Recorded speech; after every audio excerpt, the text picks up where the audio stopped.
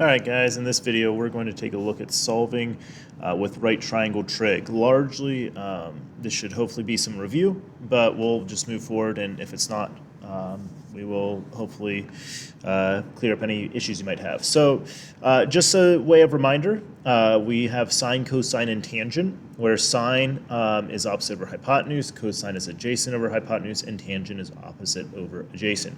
And remember, your opposite and adjacent sides are always tied to the angle that we're talking about. So in this case, we're talking about angle x, so my opposite side is opposite x. If I was talking about angle y, then my opposite side would be over here at xz. Okay, but in this case I see I'm dealing with angle x, so this would be my opposite side. The hypotenuse obviously is going to stay the same.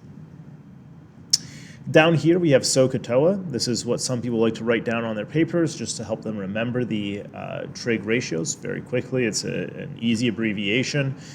So that reviews how we set up problems. Really the big question we're going to answer here is, how do I choose which one to use? How do I know if I use sine? How do I know if I use cosine? Or how do I know if I'm going to use tangent in a problem? So we're going to look at a couple problems. We're largely just going to focus on the setup.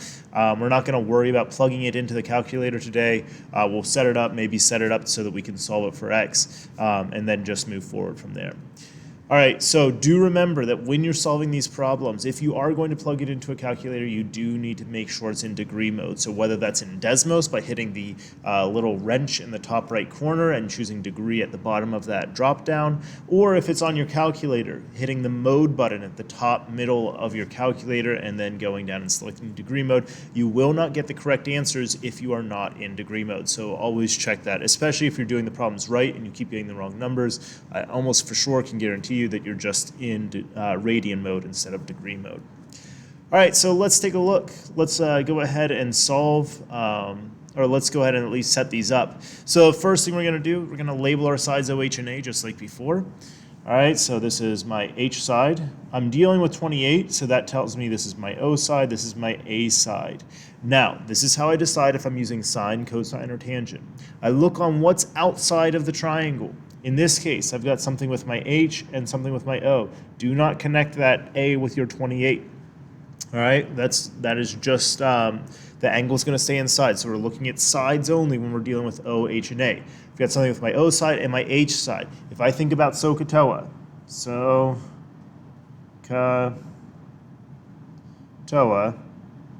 which one is dealing with an H and an O? That's going to be my sine.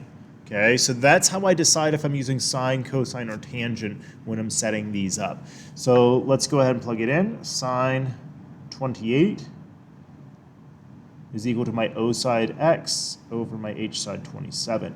When x is on top, that's probably the easiest. I'm going to just multiply by 27 on both sides, so I'd set this up 27 sine 28 is equal to x. All right, and that's just from multiplying 27 on this side and 27 on that side.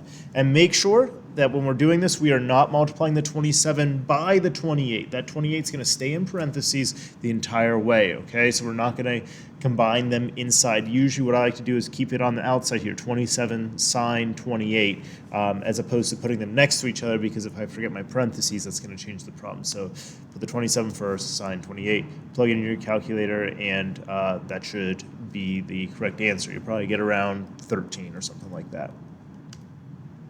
All right, let's look at this next one. Okay, once again, we're going to label our sides OH and A. So again, that's my hypotenuse. This one's my opposite. This one's my adjacent. Remember, adjacent means next to. So if you struggle with getting the opposite side with the angle, remember adjacent means next to. It means it's next to the angle. So you have your hypotenuse side and then another side making up your angle, which would be adjacent or next to it. So that's why we call it the adjacent side. It's adjacent to the angle. So there's my sides. Notice I have something with O, I've got something with A, so that means I'm going to use SOHCAHTOA. O and A is TOA, so I'm going to use tangent. I'm going to set this up. Tan 52 is equal to, put that in parentheses, 17 over x. Now, if you're in the habit of just like jamming it into your calculator without setting anything up, you'll likely get problems like this wrong. When I see x on the bottom, I cannot just solve this by doing 17 tan 52. okay? Notice x is in my denominator this time, so I need to multiply both sides by x.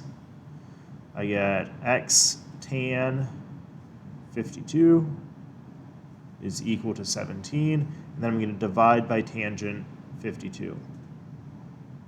Okay, do that on both sides, tan 52. Okay, so if what am I going to plug into my calculator? 17 divided by tangent of 52. That's what I'm going to plug in. All right. So look, guys, what I would encourage you to do, I understand if you don't feel like it's necessary to label your triangles. Like if you feel like you have the O, H, and A down and you can knock that out cold without writing it down, fine. But I would probably at the very least, write down this, okay? Write down your original statement. If you can do the algebra from there in your head, great. But I would encourage you at the very least, write down the statement, sine of whatever, cosine of whatever, tangent of the angle is equal to, and list the two sides. That way, if you're going back to check it, like on a test, you have something to look at. Well, what did I do here? And it also helps you clear out errors along the way. If you just always assume you're going to multiply the side by whatever the trig function is of the angle, that's not going to get you the right answer all the time. All right, last one, let's take a look. So remember, we've got an angle inside. I'm looking for the angle, so that tells me the x is inside my triangle. So I'm looking for that angle right there. We should remember that means we're going to have to do some sort of inverse function. Now let's label our sides. This is my h side. This is my o side because it's opposite this angle that I'm talking about. And then I've got my a side. So I've got a and h. That's going to be my cosine, right? So cosine of x is equal to my a side, 14 over 21. And again, another tip off here, notice my x has degree sign on it. That also means I'm going to have to do an inverse function. So I'm going to do cos inverse of both sides, and I'm going to end up with cosine inverse of 14 over 21. The reason we need to do the cosine inverse is that cosine is a function.